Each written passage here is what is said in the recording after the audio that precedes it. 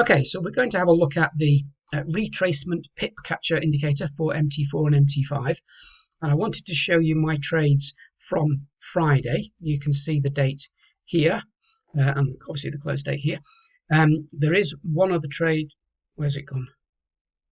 It's there. Let me just do this. Right, this trade here was not from the Retracement Pip Catcher. You can see the lot sizes was all different. These were all 10 lots, except for that one where I made a mistake.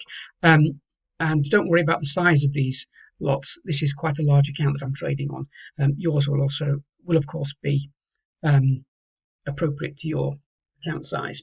So yes, I want to show you these trades. Now, what we need to remember about this is that the signals come when there is a retracement about to happen. And retracement is not obviously the beginning of a new trend. It's a very small amount of pips in comparison to the previous move. For example, here, I've just marked this, I'll get rid of that. We can see here is the trend, and then the indicator says, right, we're going to get a retracement here. So we're going to look for a trade here at this candle when this candle when the arrow paints. So you do need to be by your computer if you're using M1, as I was here, because I scalp on M1 with this one. If you're using M5, M15 and above, then you've got much more time, of course, to analyze things. I like to scalp very quickly in and out. So when this comes, what I'm looking for is a small amount of pips to the previous structure. Now, we can see that here is previous structure. In fact, if you look at the wick, it's up there. Okay. If we take it to here, then this is where I was targeting. So we're targeting just above this previous structure here. Temporary structure. Wicks are previous structure because, of course, price did go up to there and then came down. So it found resistance at that point, and that applies to M1, M15, M30, whatever you're looking at. So here we go. So I entered this trade here. I entered a little bit late, as you can see. The stop loss goes just above the support of the last. No, not the support. The resistance of the last couple of candles. Make sure you've got enough in there, and then we're targeting down here. So we got in here, and let's just move this trade on. We can see, yes, it went straight down here to the take profit. Now we could say, hang on a minute, Chris, look, this is previous structure. Why didn't you hold the trade to there? Well, that is because I go back to what we said at the beginning, that these trades are retracements, and we don't know that this wasn't going to go a bit like this, up, down, and straight back up again. So it could have gone up, down, and straight back up again. So don't be greedy. Just be happy with a few pips in and out. Okay. Now there was only €1. Yes. So now we're looking at the GBP USD. So again, here we go. We get the signal here. Okay. And I entered on this candle here, as you can see. And the target was here, which was this here. So look at that there. That's what we're looking at. That's the target here. Or was this one the one I closed early and should have targeted that? I think it was. I think I took this one a little bit too tight and could have gone to there. But as you can see, there was a trade here and a trade on the second candle too, both of which went down. No, it's that one. That's the one I closed earlier at this take profit here, rather than waiting for it to go to here. So small movements. And I think there's another one. Yes, we go, another two. Right, so here we go. We get the signal here. Now, where are we looking for previous?